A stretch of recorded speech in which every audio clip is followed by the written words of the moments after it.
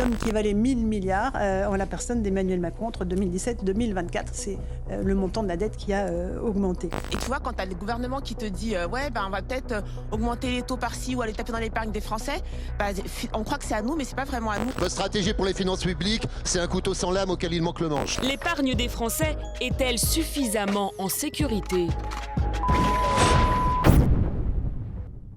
Dans la vie, il y a les cigales et les fourmis. Et les Français, champions d'Europe de l'épargne, font plutôt partie de la deuxième catégorie. En moyenne, 17% de ce qu'ils gagnent chaque mois finit sur un compte. Un petit pécule gardé au chaud, au cas où il faudrait piocher dedans au cours de sa vie, pour les événements joyeux ou moins joyeux. En fait, ce coffre-fort sert d'une certaine manière à appréhender le futur plus sereinement. Car en 2024, il paraît plus facile de deviner les chiffres du loto que de savoir de quoi demain sera fait. Licenciements, crise économique, instabilité géopolitique, personne n'est à l'abri d'un accident. Pas même le gouvernement, qui flirte d'ailleurs avec plusieurs lignes rouges. Entre la dévaluation de l'euro, la dette monstrueuse et l'argent gaspillé ci et là, l'État semble jouer à un jeu dangereux. Mais heureusement, ce dernier possède lui aussi des économies en cas de coup dur, ou du moins, c'est ce qu'il prétend. Alors restez bien devant vos écrans, car au moment où vous voyez cette vidéo, l'Europe et le monde discutent de l'avenir de notre pays, et par conséquent, de votre avenir à vous aussi. Monsieur Fitch et Madame Moody's, enfin les agences de notation Fitch et Moody's, vont effectivement actualiser leurs notes de la dette française. Oui, la France croule sous les dettes et doit aujourd'hui les rembourser. Et la question que tout le monde se pose, c'est va-t-elle se débrouiller toute seule ou bien va-t-elle mettre votre portefeuille à contribution ? Les Français sont depuis toujours des gens prévoyants. La pierre, l'or, le livret A, on aime épargner en France, quand on le peut. Car oui, c'est devenu un petit exploit. Entre la hausse du prix de l'alimentation, de l'essence, de l'énergie, certains se demandent comment font-ils pour encore avoir de quoi mettre de côté. Car pour beaucoup de Français, c'est simple, ils ne le font plus, ou du moins plus de la même manière. Je dirais qu'il y a un phénomène de tradition et puis d'anxiété française que les derniers événements évidemment accentuent. Si l'on regarde les chiffres dans leur ensemble, l'épargne française est au plus haut. Mais cette statistique est en réalité trompeuse, car elle ne tient pas compte d'une chose essentielle, la fracture sociale. Pour schématiser, chaque année il y a de plus en plus de riches, mais aussi de plus en plus de pauvres. En témoigne le nombre record de millionnaires dans l'Hexagone, mais aussi celui du nombre de personnes touchant le SMIC. Et au milieu se trouve comme prise au piège la classe moyenne. Arrive alors la situation suivante. Une part de la population épargne beaucoup et l'autre presque pas, voire pas du tout. Une fois que les factures sont payées, donc au 10 du mois, il ne reste plus beaucoup d'argent sur le compte en banque de la moitié des Français. Et aussi étrange que ça en ait l'air, avoir des Français qui ne mettent rien de côté, ça en arrangerait plus d'un. Ce qui qualifie votre épargne de potentiel non exploité. Car oui, certains le laissent volontiers entendre, la hausse du prix de la vie serait carrément voulue par l'État. Tout ceci serait une manière de forcer les Français à piocher dans leurs économies et donc d'aider à éponger la dette. Laissez-nous vous expliquer. Quand un peuple élit un gouvernement, il lui confie deux missions principales. Établir et faire respecter la loi, mais surtout gérer du mieux possible l'argent du pays. Ce afin de construire des hôpitaux, aménager son territoire, entretenir une armée, bref, des choses bien utiles pour dormir sur ses deux oreilles le soir. Sauf que l'argent magique, ça n'existe pas. Je vous le dis ici avec beaucoup de clarté.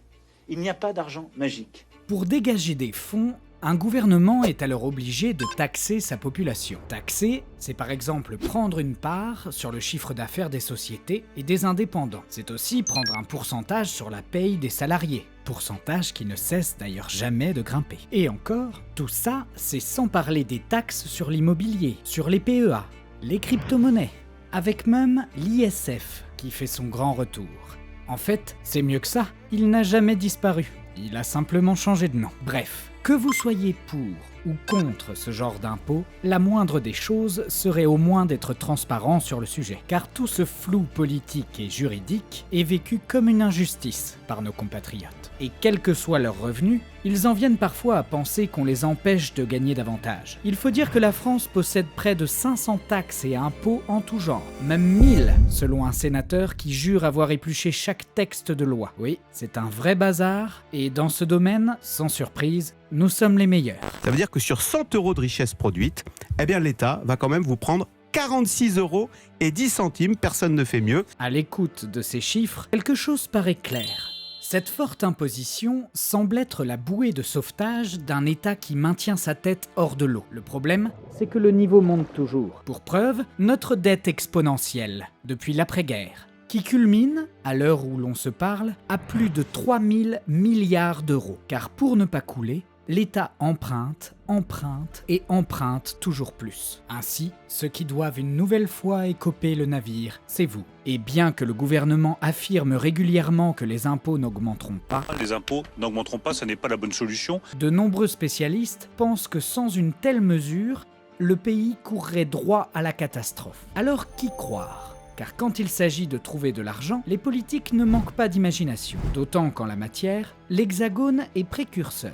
Vous connaissez forcément la TVA, ou taxe sur la valeur ajoutée. Cocorico, c'est une idée 100% française. Pas mal, non? Créée en 1954 par Maurice Lauré, la TVA a été adoptée depuis dans plus de 150 pays. Et puis, tant qu'on en parle, sachez qu'elle risque d'augmenter d'ici peu, ce qui, selon certains économistes, serait une erreur monumentale. Dites-nous ce que vous en pensez en commentaire. Et puis, dans tous les cas, avec l'augmentation du coût global de la vie, c'est comme si elle avait déjà augmenté. D'où la réticence de nos compatriotes à croire toutes les belles promesses qu'on peut leur faire. Oui, le pays a besoin d'argent, et vite. Car la France fait sans conteste figure de mauvais élève de l'Europe en matière de gestion économique. D'ailleurs, le professeur a décidé de lui taper sur les doigts. Merci, monsieur le professeur. Non, mais si vous étiez mon élève, vous n'auriez pas fait cette erreur. Et oui, on l'évoquait en introduction, le FMI, ou Fonds monétaire international, va très prochainement statuer sur le sort de la France. La sanction qu'encourt notre pays, une mauvaise note, littéralement. Ce qui ne serait d'ailleurs pas une première. Pour résumer, sachez que le FMI décide de la notation financière d'un pays, de ses pénalités, ses capacités d'emprunt ou ses modalités de remboursement. Traduction, d'ici peu, vous risquez fort de devoir faire comme le gouvernement, vous serrez la ceinture encore un peu plus. Fini l'abondance. Enfin, pas de quoi non plus l'empêcher de redécorer sa cave avec 11 000 nouvelles bouteilles de champagne. Alors, t'as le champagne frais?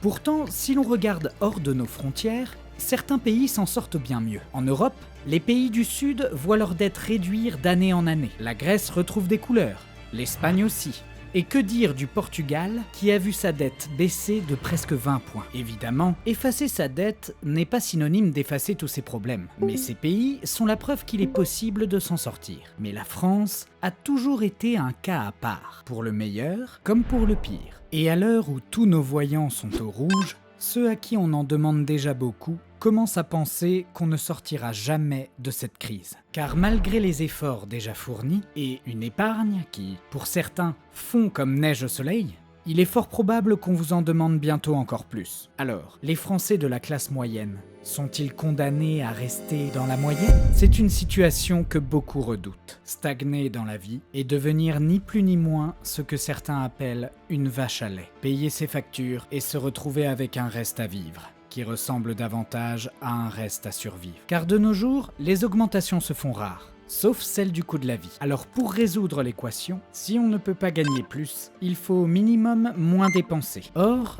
ce qui coûte le plus cher, c'est justement ce dont on ne peut pas se passer.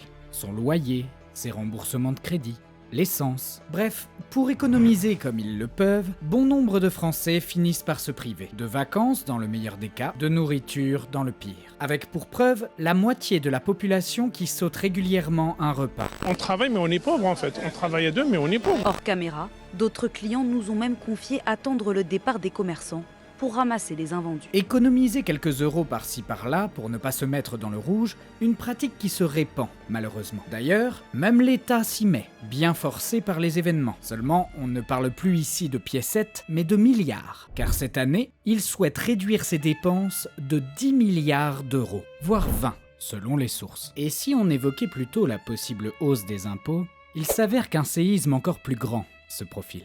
Zoomons ensemble sur le budget de l'État. Sur 1000 € de dépenses, avec l'argent public, 262 partent dans les retraites. Et ce n'est pas tout. 110 € en chômage, CAF et APL, 195 en remboursement de soins. Au total, 60% des dépenses publiques de l'État sont destinées à entretenir notre modèle de répartition sociale. Pas loin de 900 milliards par an. On comprend alors pourquoi le remodeler pourrait bien devenir une priorité du gouvernement. D'ailleurs, n'est-ce pas ce qu'il a déjà fait avec l'allongement du départ à la retraite ? Aussi, sur le fondement de l'article 49, alinéa 3 de la Constitution... Et puis pour finir avec cette grille de dépenses, on constate que certains secteurs, pourtant prioritaires, sont délaissés. L'exemple le plus criant, la justice. Justice qui se contente de 4 € sur les 1000 dépensés. Un scandale, selon les professions concernées, mais aussi pour les Français, en général, qui réclament plus de fermeté en matière de sécurité. Il faut dire que l'actualité ne manque malheureusement pas de tristes exemples qui semblent leur donner raison. Et si nos compatriotes ne souhaitent pas pour autant chambouler notre modèle social du tout au tout, ils voudraient au moins que quelques ajustements soient opérés. Quand dans le même temps,